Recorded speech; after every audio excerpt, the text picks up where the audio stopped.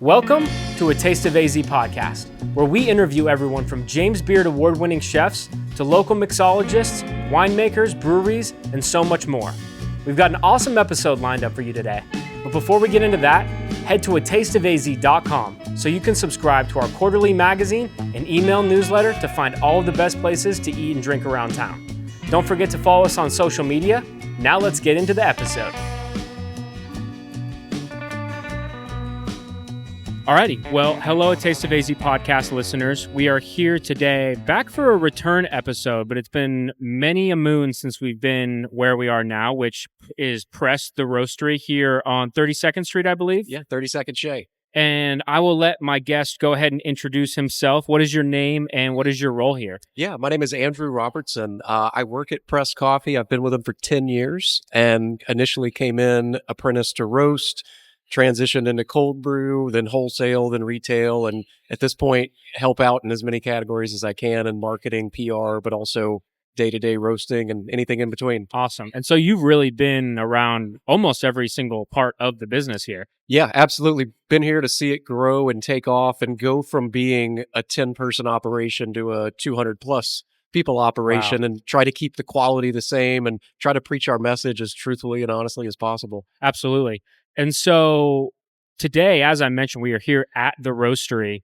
So listeners, if it seems a little bit loud in the background, that's because they're actively roasting delicious coffee. If you're subscribed to Press's subscription, which I personally am, that means you've got some fresh stuff coming your way. And if not, check that out or just head into one of the Press locations. Or how many actual coffee shops outside of Press are you guys in?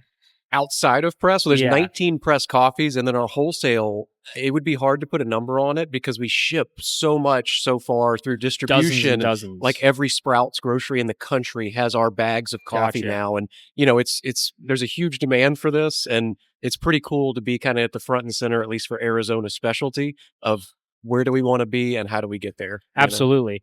And website is presscoffee.com. Presscoffee.com. Keep it easy. And that's probably the best place for people to find more information on where to get Press It Coffee. is. And we publish for each of the coffees we bring in. I usually tell like my Coffee 101 class people, like, buy coffee online, generally because it ships super fresh. Mm-hmm. It's going to be, the most options available. For us to get coffee into retail stores, you're talking about almost 20 stores. You're talking about deliveries, and maybe this store ran out of that one. Online, I buy coffee online myself from all over the country, and that's usually your best bet. So before we get into kind of what is my excitement for the episode today, which we will transition into eventually talking about different types of coffee, origins, preparation, and whatnot, I want you to give a quick little rundown of the Press business model, if you will, from where does it begin for you guys, and maybe a little bit of how that has evolved over the years. I think you said you have 19 different locations. Yes, sir. Now? Wow, so that's incredible. When I came in 2016, we had 2 stores and a handful of employees, and we just had the P12 little roaster. And what has really made this work for us is we stand kind of as a bridge between your second wave consumer, so your drive-through blender frap, and your third wave consumer that wants a specialty grade cup of coffee and all this nuance and really interesting flavors, but may not want an unhospitable experience, and they may not want to be treated like an idiot. So we've really succeeded with friendliness and hospitality and clean stores that people feel good coming in. And, my best evidence for why we're successful is the attendees that come to our coffee classes on the weekends. It's open to the public. Grandparents, college kids, grandkids, couples, singles, you name it, the demographic is there. And this Press itself has been such an open arm business that we've kind of attracted anybody who's looking for a better cup of coffee and wants to expand their palate a little bit.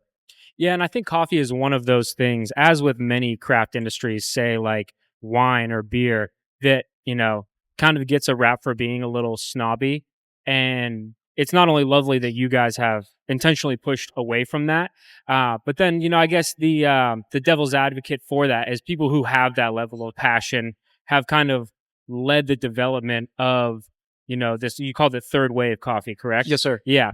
And so for me, there's people online like, the James Hoffmans of the world and the Lance Hedricks that I've spent dozens and dozens of hours of watching their content.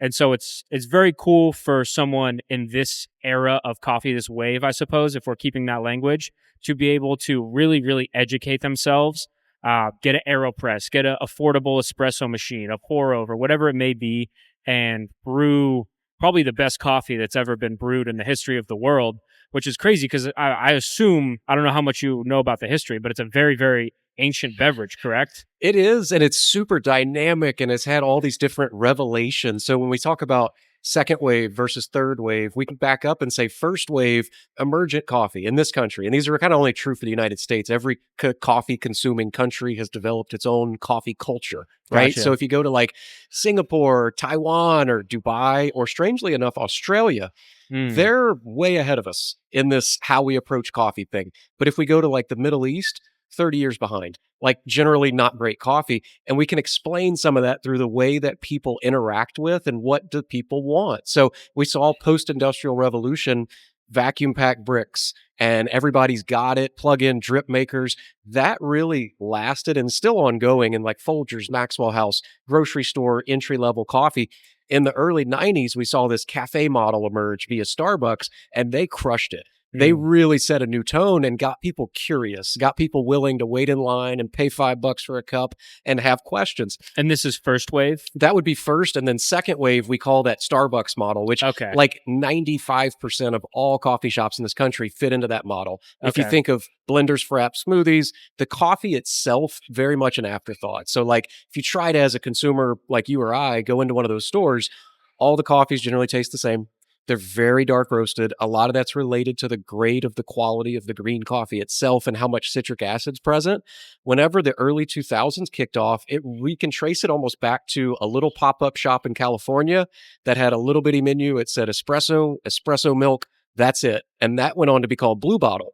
They've done Mm, quite well, and they really set a new tone for how do we approach coffee. So places like Press, third wave, and specialty can be kind of used synonymously, but specialty is a grade of coffee, 80 points and above. If we score 0 to 100, 80 and above qualifies as specialty grade coffee. And why that's so important for us is we don't really like to do that char, bitter, burnt roast.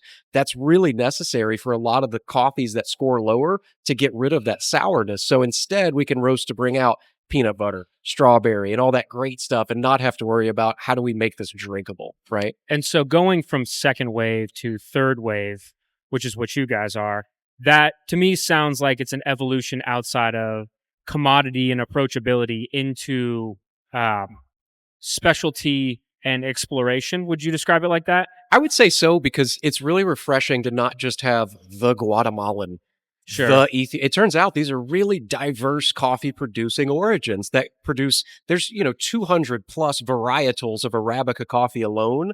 And so when we get way past what country did this come from, because I like Colombian coffee, it's like Colombian coffee could be a million different things. When we get into Hmm. this world, we get green samples from all over the world every day, sample roast them, cup them on the cupping table downstairs, sometimes 20 to 30. And we may pick one out of 100 coffees to say, let's develop a profile for this coffee and see what we can get out of it. And the sad part is when we find a coffee we really like, my favorite coffees always, give it 60 days, they're gone.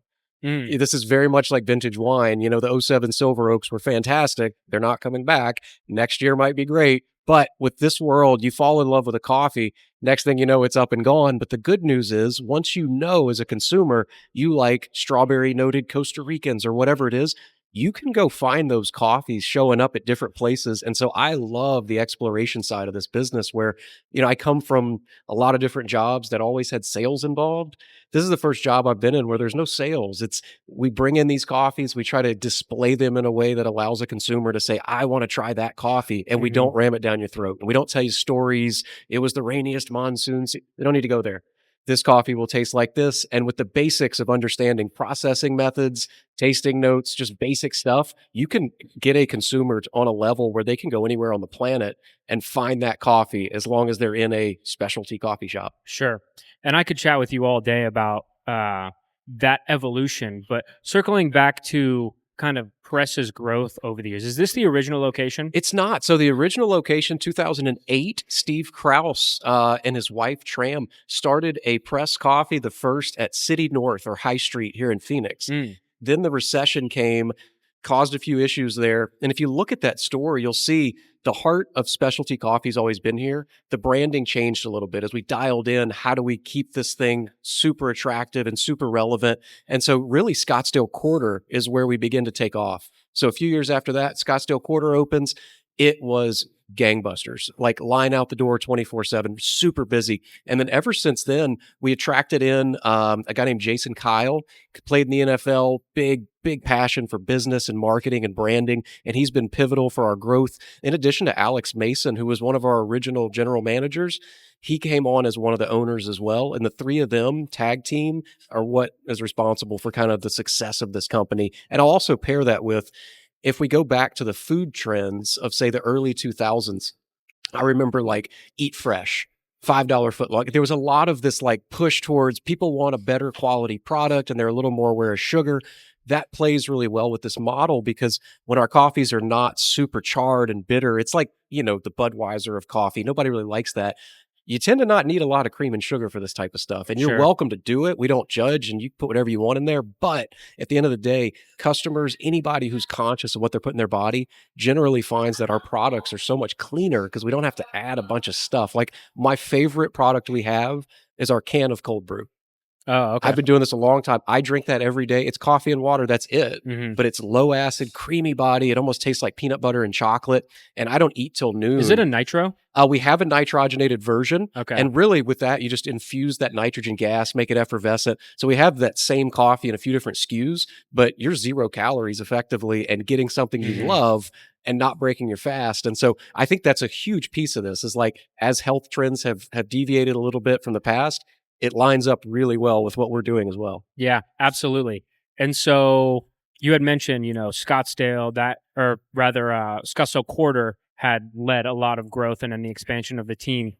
Where did you guys roast early on, and how did that transition to where you guys are at now? And is this your only roastery? Great question. So initially, we had like a tiny little warehouse. We didn't roast when we first started out. A few years in, we decided to invest in that and build out a space. And it was an Ambex roaster and did really well. When I came on, we had just moved into a large warehouse around the airport down in Tempe. Okay. So I spent my first 3 years in that warehouse stirring cold brew and apprenticing to roast and things like that. Whenever we opened this facility in 2019, this is whenever we decided, hey, let's put this in front of the public and let's let them come in and interact. So we added the third roaster, which is a P25. And so this handles all of our retail store, all of our mail outs. We do have a separate facility called Coffee Support, which is SQF certified, sterile, really clean facility. And so they can run our organic coffees through there. Okay. They brew our cold brew there, and it's regulated by the FDA, which cold brew being brewed in shops has become a bit of a tricky situation. So they have been there to kind of catch anybody looking to not have to worry about licensing or anything like that. So they toll brew for a lot of companies as well. Okay.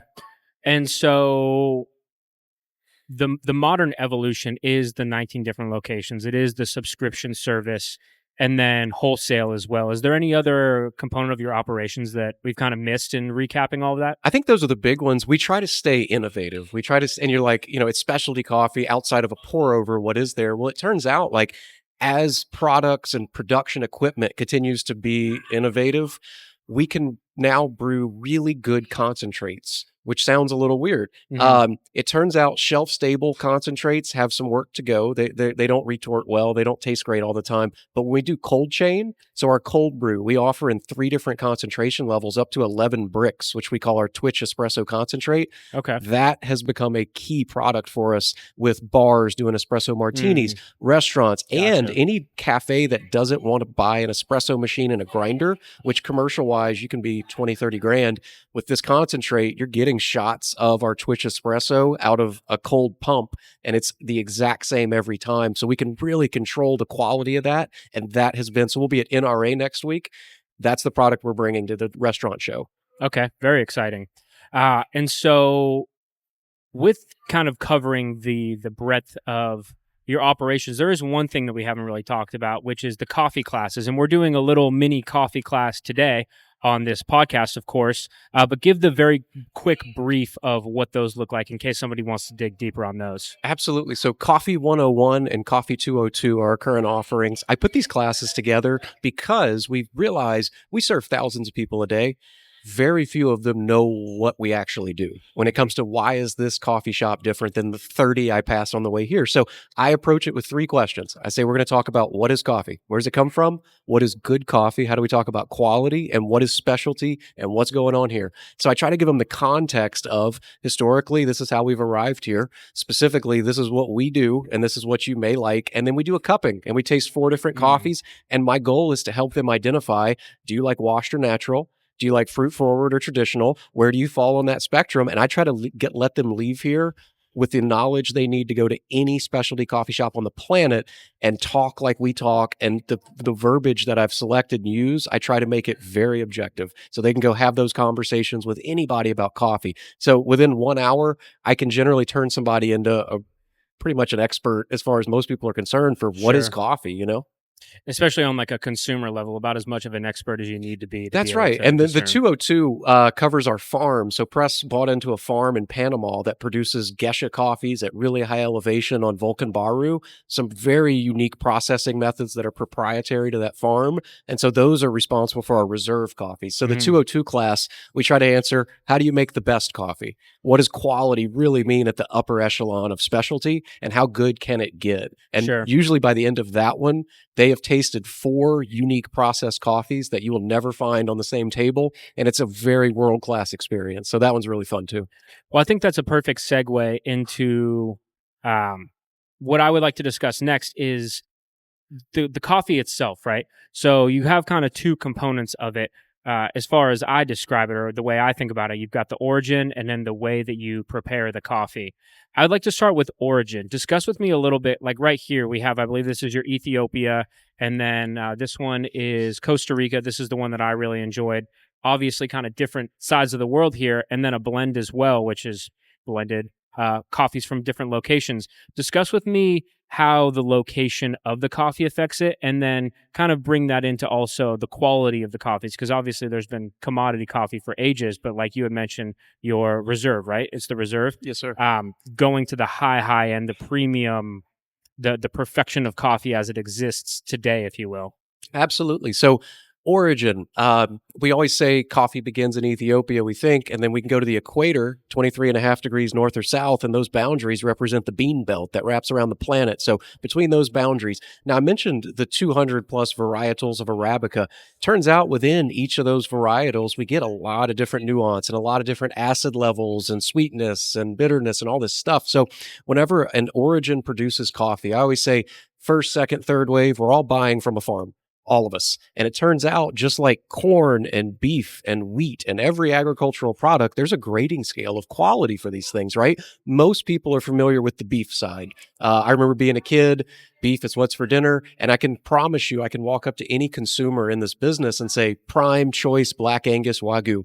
They will know types of cows, grades of beef. Well, coffee has all that same stuff. And so when we start evaluating like what actually makes a good cup of coffee, so Q graders will take a sample of that green from a farm, evaluate for defects, and score that coffee. And that score, it really reflects the tangible quality, meaning acetic acid, citric acid, malic acid, how many defects, cosmetic or otherwise, are in that coffee, because it's all going to dictate how it can roast and how it's going to taste.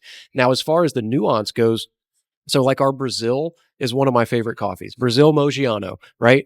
It is also the cheapest thing in the building. Tastes like peanut Mm. butter, super low acid. People love this coffee. We use it for a lot for our cold brew. It doesn't have to be crazy expensive, but as we scale up, we start finding the Costa Rican coffees with these big fruit notes, right? I brought a bag of Bloom up here as well, which is a blend of a washed and a natural.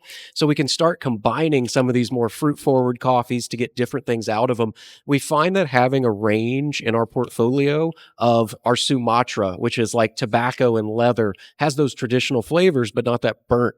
But then we can go into a South American coffee like the Costa with big strawberry notes. It's not necessarily our job to put out super fruit forward coffees on the table and say, this is Mhm. what you're going to have, but to have a good range and say, it turns out there is a very broad and diverse range of coffee flavors. And the more we can exhibit these in ways that are approachable for consumers, the better. I started as a home roaster, but before coming to press for about 6 months, I was just home roasting coffee in a popcorn popper. And what changed everything for me was I got a bag of a naturally processed Ethiopian before I even knew what that meant, roasted it. 3 days later, Saturday morning, woke up and drank it. Strawberries, like Mm. biting a fresh strawberry. And I knew in that moment, this did it for me. This is what I'm going to do for the rest of my life. This had me sold in an That's awesome. instant. And it's always since then been the pursuit of fruit forward coffee, right?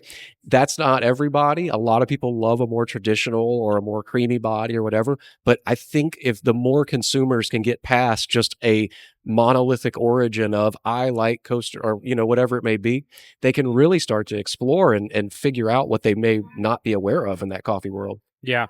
Well, I think I mentioned it on this recording, but before I certainly said that this Costa Rican one and the strawberry notes in it was one of those aha palate expansion moments that people who are nerdy like that, like you just described, once you have one of those palate expansion moments, it not only changes the way you think about it, but then it also changes the way that you prepare it. The way that even before I'm making a cup of espresso or AeroPress or something like that, you guys are thinking about it. And so it really is incredible, especially in this third wave, which seems to be drawing out a lot more of these fruitier coffees and really embracing that. How people are beginning to have more of a deep understanding of something that's been around for so long. And there are other types of coffee that are not Arabica, correct? There are. So Arabica is about 80% of the production on the planet. So I always tell my classes, I'm like, when you see 100% Arabica printed on a bag, just put it back. Because that's like Mm. Taco Bell saying, like, we use 100% real beef. And you're like, It's like the ceremonial grade of matcha. can be. Now, ceremonial we find to be a little more important because it'll signify the quality a little better. But when we talk about this is Arabica, well, most coffee is Arabica, but Sure. past that, so Robusta is a parent of Arabica, but Robusta has about twice as much caffeine. So that really shows up in the Mm. cup as bitterness generally, and like cereal grain is about the best note we can get out of that. I think James Okay. Hoffman did a phenomenal video where he did every single Nespresso pod, and like cereal grain is all he's getting out of those, and it's very characteristic of the Robusta. Outside of that, we see some Liberica that's doing pretty well, and I wouldn't be shocked if in the next 10 to 15 years you start to see a more diverse range on the varietals of the coffee being offered. As blight and rust and climate keeps getting a little wonky, we Mhm. start seeing farmers responding by planting some new, maybe more robust or different crops. And so that Arabica, while it's super dominant right now, I wouldn't be shocked if you start seeing some different stuff in the next 15, 20 years. Gotcha. And so once you find a bean, or rather a coffee fruit that then gets turned into a bean, there's like almost like it can't be called a half step by any means, but before, you know, I think a lot of people don't realize that it's coming from a fruit, and the way that the bean is handled from the fruit is very important to the process. And you're different, this one right here, um, this is a natural versus a washed. What does that mean, and what are those processes, and how does it affect the coffee itself? Yeah, absolutely. So it absolutely changes the flavor quite a bit. And specifically, when we talk about processing in coffee, we're always talking about fermentation. So we're talking about the coffee cherry. Inside, we expect to find two seeds sitting face to face, kind of like a peach pit. Hmm. The process of getting those out of that cherry and the cling fruit, the mucilage around it, either set or removed, and the fermentation that's allowed to take place based on how much oxygen is available and what temperatures and how long we're letting it. So a wash process, pretty quick turnaround, light fermentation underwater. They'll remove that sticky mucilage stuff and it'll go outside to dry. So generally lighter bodied, more like tea. When we talk about a natural processed coffee, you pick the coffee cherry, throw it up on raised beds like linen tied off in the air, let it sit up there for about 3 weeks, the whole fruit. It'll start to shrink and shrivel and ferment and rot. And after about 3 weeks, it looks like a raisin. Mm. Inside are our seeds, which tend to absorb all that mucilage. So if there's fruit notes in the genetics of the coffee, it's like adding an exclamation point to them. It really Okay. brings them out. Now, we can also put them in an anaerobic environment, which allows certain bacteria to do things otherwise, right? And it's really similar to wet aging and dry aging in beef.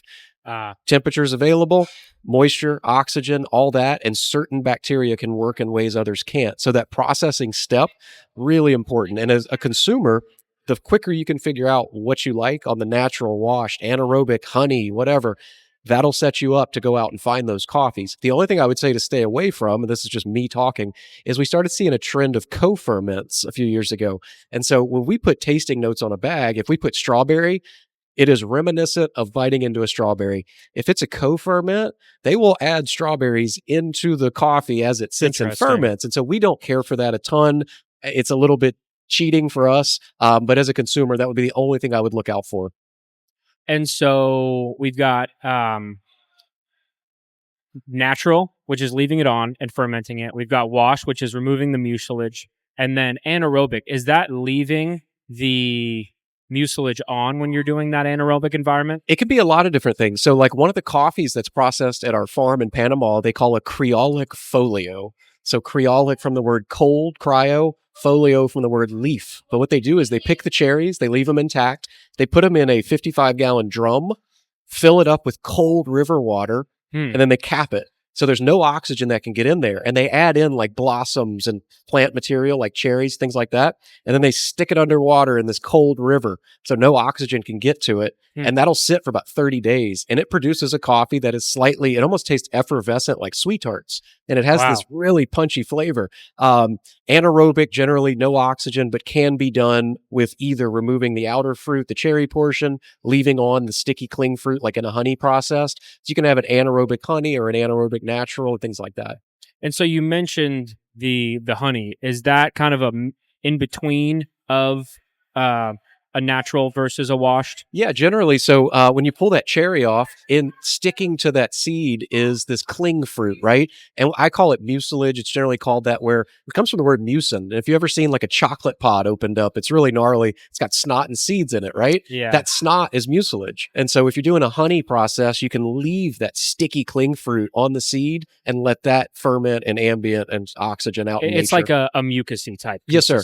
Yeah, it's sweet, it's sticky, it's a polysaccharide. And it'll create a bigger flavor, a more robust, more fruit forward, things like that. And so my intuition would lead me to believe it's kind of got, like if leaving the fruit on and fermenting it in a natural fashion is like an exclamation mark, then the honey processing is kind of like in between an exclamation mark and maybe you could call natural like all caps version of it. And then that's the exclamation mark being the honey process. Yeah, absolutely. And these rules, it's hard to put a blanket statement on them because like our Brazil Mogiano, the one I mentioned earlier, which is like peanut buttery and creamy, that's a natural process. But from the varietals that are producing that coffee, they don't generally have big fruit notes in the genetics when it's like a Bourbon or Mundo Novo and things like that. So it can be quite a range. But for that reason, I usually mention the tasting notes on the bag.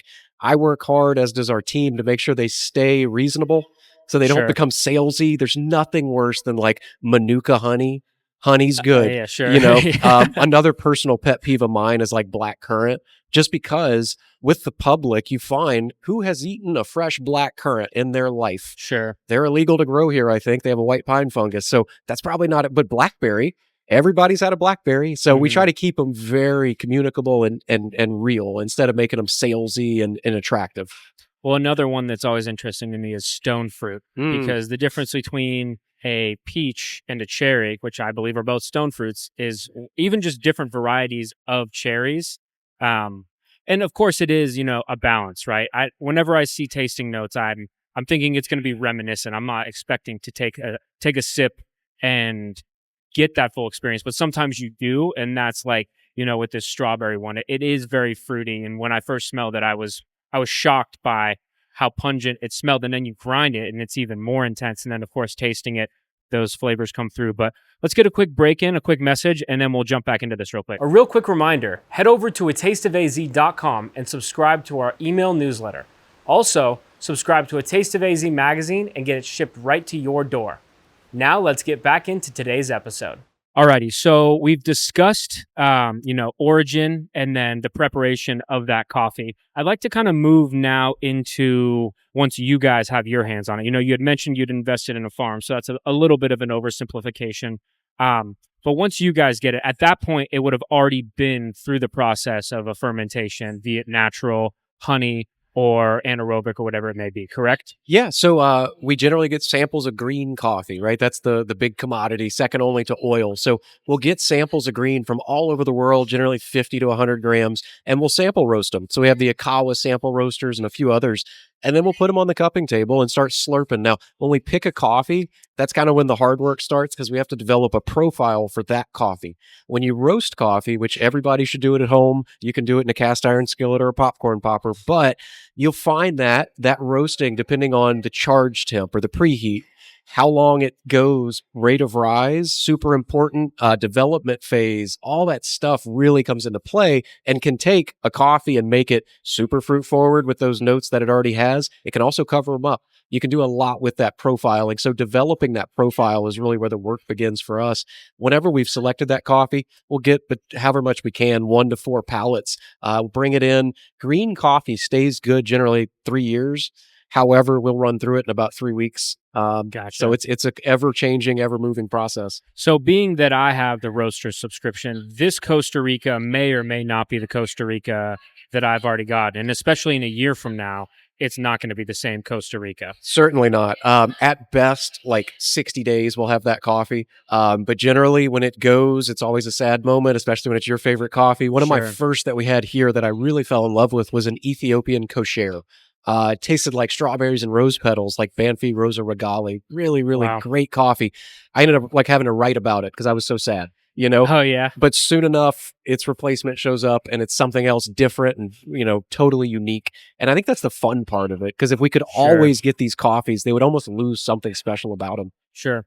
Yeah, and I think over romanticizing for a brief second, that's almost like the inhale and exhale of the universe, if you will. You find one that you like and then you got to let it go, and then you find another one that maybe even does the exact same thing for you. Maybe it's a little bit different, but that's kind of the fun for me too, and why I love the Roaster's Choice subscription is because um I I love just trying things. I love trying to develop my palate. And for wine, one time they had mentioned smoke, and I didn't get that beforehand. And again, it wasn't like a whiskey that's smoked, but there was just that touch of layer to it, and then it added something new to my palate. And so that's why I love doing that personally and making it via an AeroPress. For a while, I was doing espresso and practicing my latte art with milk drinks and whatnot. But then I went camping not too long ago, busted out the AeroPress, and I've been experimenting with it ever since. And so when it comes to you guys developing these flavor profiles, you mentioned some of the variables. Forgive me if I quote them wrong, and definitely correct me, but it's kind of time of roast, temperature that you're roasting at, and then you can even, adjust temperature and whatnot throughout the actual roasting process to dial those in. How are you starting with a template for these? If you've done a Costa Rica and you liked the profile before, are you starting with that? How does that go for you guys? Yeah, so it's when I was roasting coffee, I really enjoyed the development phase of figuring out how long each of these need to be and what makes this coffee the best. And it turns out it feels a little bit like alchemy when you do it because Mm, you expect like, well, scientifically this should work. A lot of that stuff falls flat on its face. Whenever the coffee hits first crack, there's up to 1,000 chemical reactions that occur, and chlorogenic acids are created or destroyed or both. The coffee goes from being endothermic, absorbing heat, immediately becomes exothermic and starts giving off heat at first crack. And there's a ton of variables that a roaster's paying attention to. And really, your only way to know where you're at is your nose. And that is the hardest part of learning how to roast coffee professionally is you're going to smell something that's 400 degrees and have to talk about it. And you're going to burn the mm, bridge of your nose every time. And that's part of the deal. When you're doing it with a popcorn popper at home, it's going to blast that stuff at your face like a hair dryer and you can't help but smell it. But sure. connecting with that product via roasting, for anybody that loves coffee, this will give you an entirely new appreciation for it because you'll get to smell things you have never smelled before. Hmm. When the coffee comes to us, I always say it has these pre-programmed notes in it. This is all genetic stuff from the farm and the plant. Our job is to wake it up and bring it out. And as the coffee roasts, it'll go through wedding cake, biscuit dough, cherry, back to wedding cake. And you're like, what is going on with this? This coffee wakes up and becomes something totally different via the roasting. So Hmm. I have green coffee that shows up smelling fruity. I have green coffee that that shows up not smelling fruity. And really, the roasting process is us applying that chemical change and that heat and the Maillard reaction to make that coffee something else. And really, in the roasting process, until it hits first crack, it's not roasted. And it hits first crack, all of a sudden, everything changes about that coffee. Sheds a layer of chaff, does the chemical reactions. Usually, from that point, we have to drop the heat significantly, or the coffee will burn itself. Mm. When it becomes exothermic, it just gets crazy hot. Our job is to dial that back. If it ever dips in temperature, even a tenth of a degree, it's ruined. Has to Oh, always be really? going upwards in trend. That development phase is where we start to think about taking it out. We're smelling.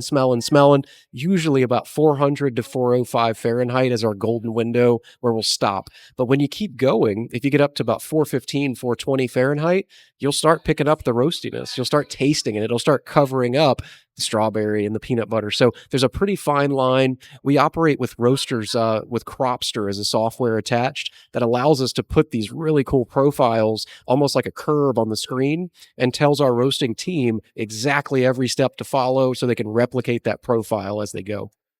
And that comes out of the experimental roasters that you guys have. So you're developing it there and then you're bringing it to these more industrial scale machines. Yes, sir. Yeah, we'll start with a small format, something like an Ikawa or something like that. And those we can actually use our phone to set some profiles and Mm. roast through. And then we'll put them on the cupping table. I'll join them for those when they let me. It's the best day of the week because you'll sit there and taste the same coffee with 5 to 10 different roast profiles. And it is shockingly different. It Mm. is crazy how extending a development phase can change the coffee or shortening it, or your charge temp is your preheat temperature, how hot the roaster is. Turns out that's a big factor. And changing it from 350 to 450 or 300 or whatever, that extension of allowing that coffee to go in and sit and absorb for a little longer. So like a coffee roast generally takes 8 to 12 minutes. My Brazil profile back in the day was 22 minutes. Mm. Super low temp. Made it into something totally different. And so when I think about coffee roasting, the word alchemy always pops up for me because you want it to be super scientific and something it is not always that way. And a lot of it is the nuance of your nose, knowing where you're at. And it also turns out, I'll also wrap up with this. It turns out Phoenix and Arizona is a phenomenal roasting place because of the Mm. low humidity. Okay. It really lets us play and experiment and get a lot more out of coffee. I'm from Louisiana originally, and it's a totally different ballgame Yeah, roasting I coffee there. Yes, bet. sir. And so you'd mentioned that coffee during the roasting process cannot go down in temperature at all.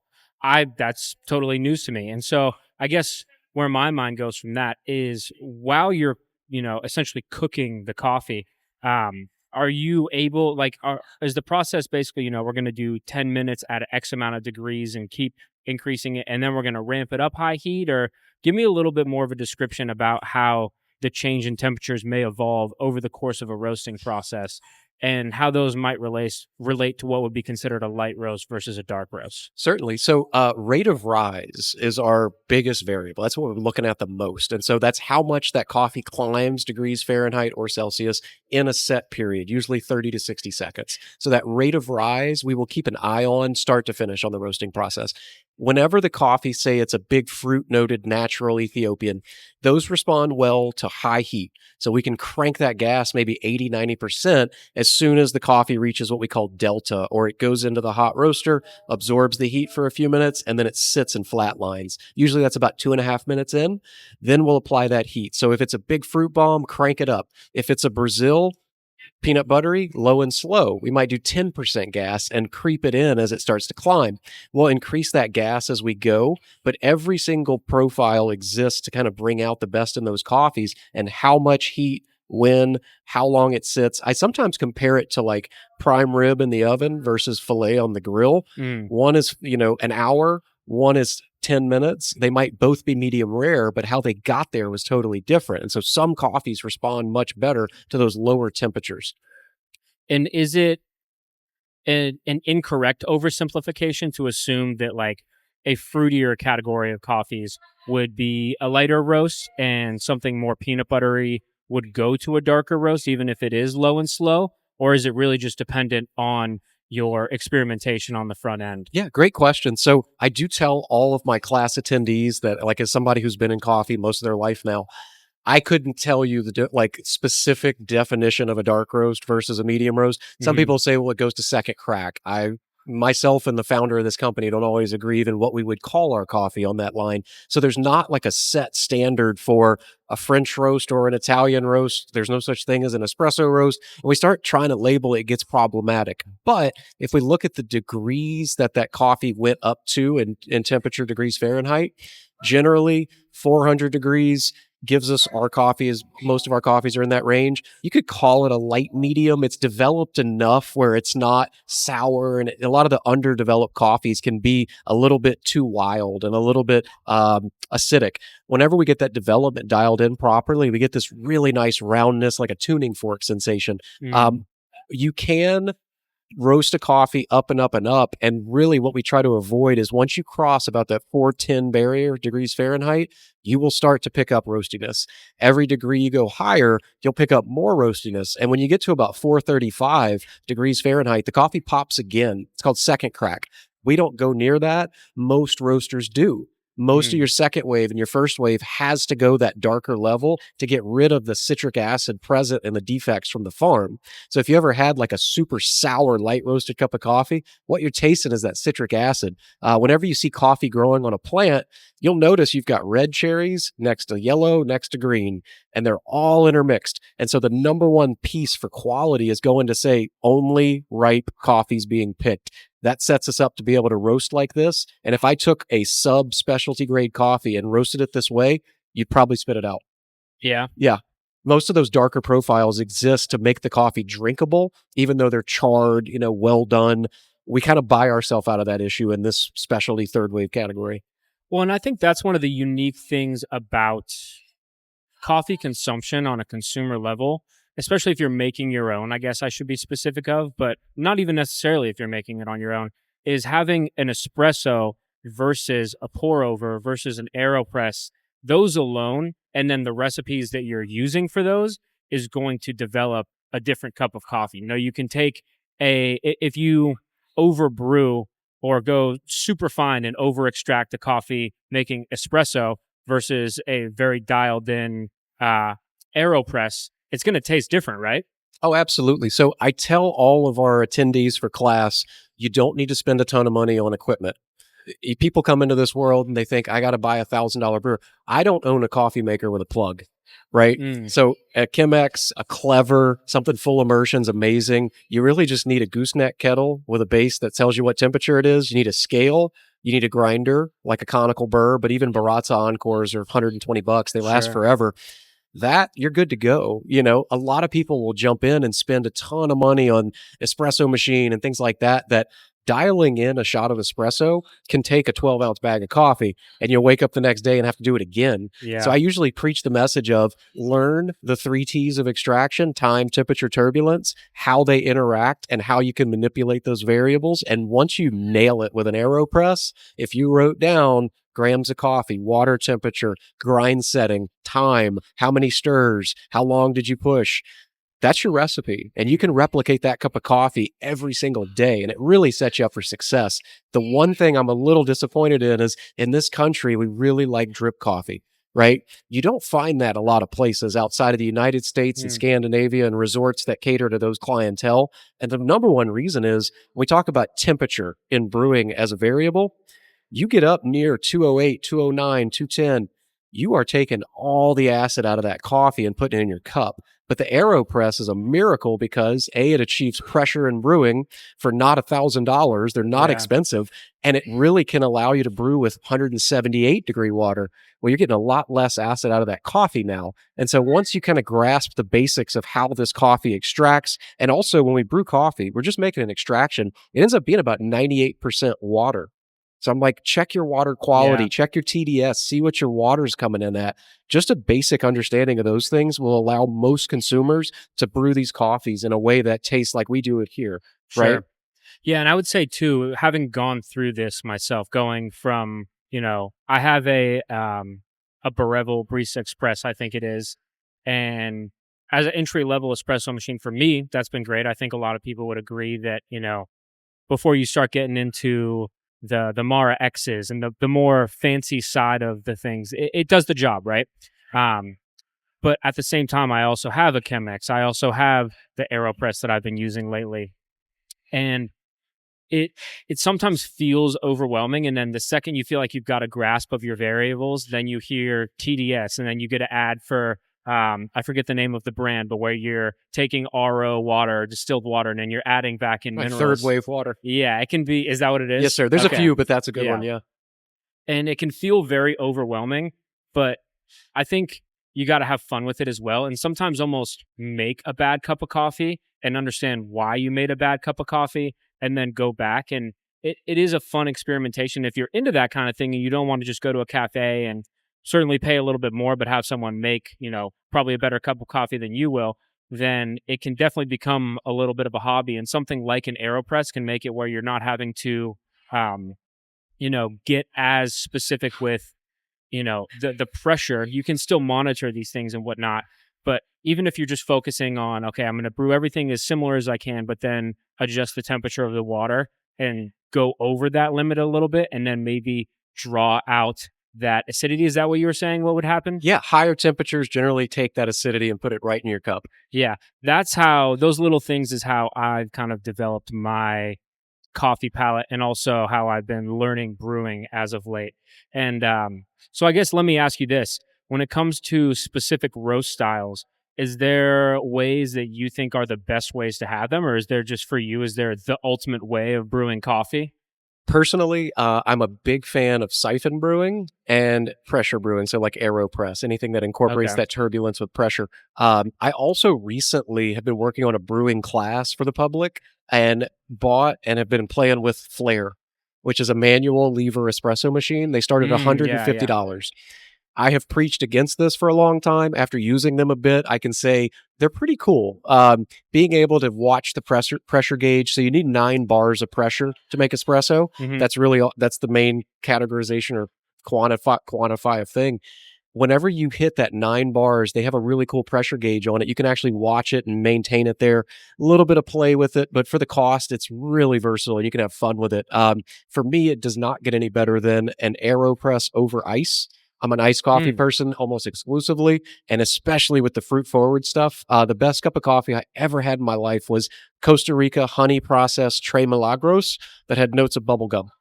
It wow. really tasted like pink bubblegum. That iced from an AeroPress is the best cup of coffee I can possibly get. And that's interesting because I feel like, as far as I understand it, chilling something can kind of suppress the flavor notes. So I guess, you know, maybe you disagree, but that's almost like a little bit of personal preference as well, right? Very much. In coffee, we find that, and granted, like I've interacted with thousands and thousands of people through these classes, and the data that I've got is everybody likes what they like. And our Hmm. worst thing we can do is say, well, you can't have that here, right? Instead, we're like, we'll make you the best one you've ever had, Yeah. right? And the goal is whether they're coming in and asking for a frap or something we don't make, by their third visit, they're like, what's a pour over? And then we got you. We got you Yeah. for life, right? But allowing people the freedom and the creative expression to say, you want to do a French press? Go for it, right? Here's some tips. You might want to pour that through a filter. That'll clean up some of that siltiness, right? Yeah. And the Clever, which is like an updated French press, accomplishes that really well for $30. But showing people just a little bit and letting them go play seems to be what people want. Nobody likes to have a barista be like, well, we don't do that here, ma'am. Go across the street. It's like, no, come in here. Let's see what we can figure out. And the hardest thing I've ever done in this company was the shaker drink program because we wanted a version of treat yourself without being super caloric and super sugary. Those were a real challenge. How does the coffee still stand up in these drinks where it doesn't become this calorie bomb thing? Turns out when you use better coffee, you don't need all these things to cover it up. So if you've never had one, they're really, really nice. The espresso honey cinnamon is one of our top selling drinks. And it's really just a very nice coffee with a little bit of sweetness and a little bit of dairy. And that's turns out what most consumers are into. Yeah. And it's interesting too, because 99% of the time I'm drinking coffee, it's either, like an AeroPress with a little bit of milk or, espresso, and I'll do like an Americano with a little bit of milk or just drink it black. I do that probably most of the time. But sometimes you just want something fun. Like you said, treat yourself, something a little bit sweet, something that isn't taking itself too seriously. And not that the rest of your menu does that by way of just having an espresso or something like that. But I think in a world of strawberry matchas and things like that, which I definitely enjoy a strawberry matcha here and there, I think it fits well on your guys' menu. So after nerding out for 48 minutes straight, let me kick back to press itself. Talk to me about your guys' menu and about the experience when somebody comes in here, and what kind of coffee can they enjoy outside of, just the beans themselves? What drinks do you guys offer? Yeah, so we have the standard lineup, latte, cap, cortado, macchiato. They're all fantastic. We spend a ton of effort training our baristas on steaming milk. So dialing in espressos where they start. We're up here by our training bar. They will be here 7 days a week training. Whenever they get through that, they do milk. And the milk steaming, really important to get a marshmallow texture throughout, right? And temperature and all those things. For the menu itself, we always have on drip two options. We have our estate coffee, which comes from our farm in Panama, and then we have a single origin that's usually something fruity, something wild. On the espresso bar, we always have Twitch, which is chocolatey, traditional blend of two Latin Americans. And next to that, we have a fruity, wild coffee, right? Mm, Same for pour over bar. We always have two options there. And we try to keep it where customers don't just get locked into, give me a cup of coffee. It's like, well, I'm not going to ask you 50 questions, but I am going to ask you one. Do you like chocolatey or do you like strawberry? Okay, we got you. sure. No big deal, right? We try to make it approachable and accessible. And we do not harp big on, like, for instance, in this third wave world, there are lots of people who will come in and see a 16-ounce cappuccino on the menu and say, "Ugh, these people don't know what they're doing," right? We don't care a ton about that. Our job is not to tell you what you can and can't have here, right? And so whenever we do it, we try to make it approachable so that my Hmm. parents, my grandparents, anybody can come in here and feel welcome and Sure. comfortable and not say, I don't know how to order here. We got you, right? We try Yeah. to hire like polite, friendly, nice people that can really carry our message through, which is everybody can do this. Come in, have a good cup of coffee, find out what you like. And a lot of it just comes through trial and error and playing and buying a bag that you think might look cool. It can change your life, you Yeah. know? And so you'd mentioned that beans themselves rotate about every 60 days. The coffees on your coffee bar will be doing the same there.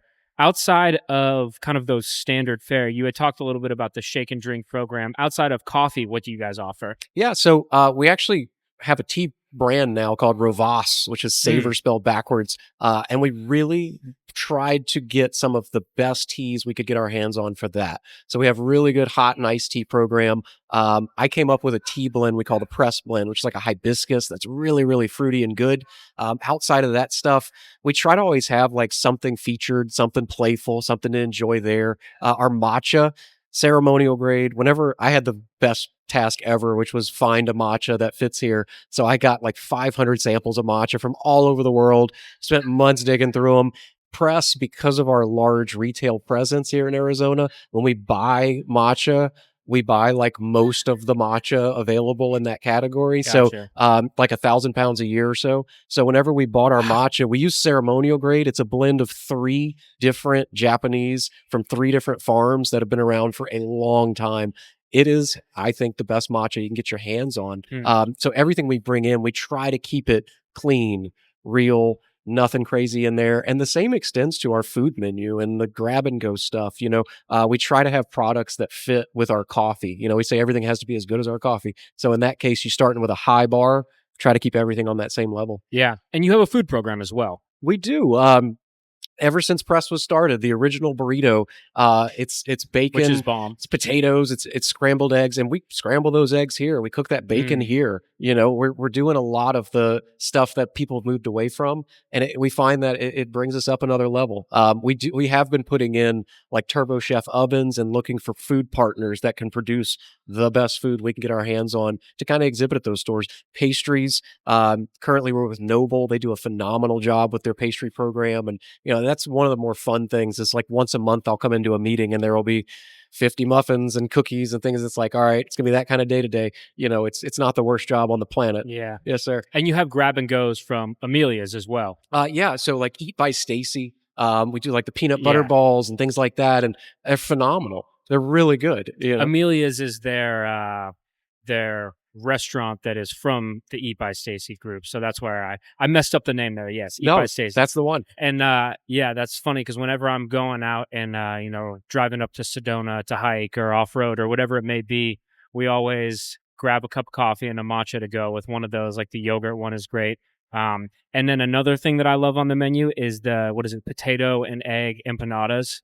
Oh goodness, Those are yeah. So bomb. One of the weirder projects that I loved was I got taken on a trip to, I think it was San Diego, to meet with an empanada man. His name's An Matthias. empanada man? Yes, his name's Matthias. He's an Argentinian guy, super sweet, one of my best friends probably in the world now.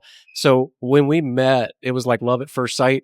Their product is amazing. They use dough imported from Argentina. Wow. It's a breakfast like scrambled egg, bacon, and cheese. And it's not huge and it doesn't make you feel like you need to take a nap, but they fit so well with our program. And it's one of those unique products that you can really only get here in Arizona. Mhm. Yes, sir. Yeah, those are fantastic as well. And so 19 different locations. Are those all in Arizona? They are. We have some stores under construction, Camelback Corridor, some of the new Sprouts, things like that. So we're continuing to grow, continuing to move, and it's all demand driven, which we love. Mhm. There's nothing better than landlords calling and saying, "We need a pressed coffee in here." That's awesome. It's the best thing ever. And so whether it be for press or in the coffee world in general, what are you excited about right now? I think there's such a energy about this. I had the chance to meet with Bill Murray, who's the president of coffee, not the actor, Yeah, I was but he gonna does have a say. bodyguard. What he told me was, he's like, I've heard of your class, I'm familiar with the 101 class. What you should know is in the last 7 days, 1 in 4 Americans has had a cup of specialty coffee. And that Wow. blew my mind.